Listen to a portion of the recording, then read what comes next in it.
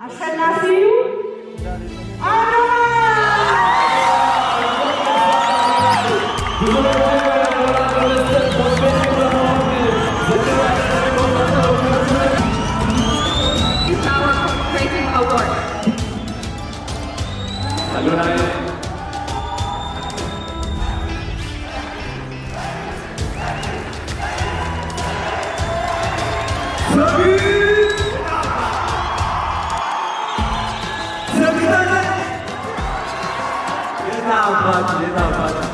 በጣም ደስ ብሎኛል።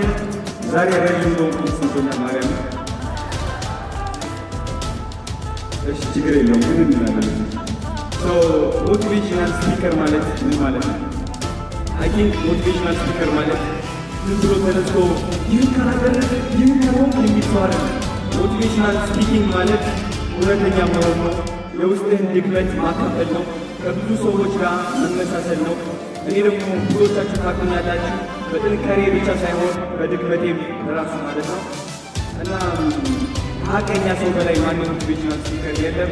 እኔ ደግሞ ሁሉም ነገር አካፍያችኋለሁ።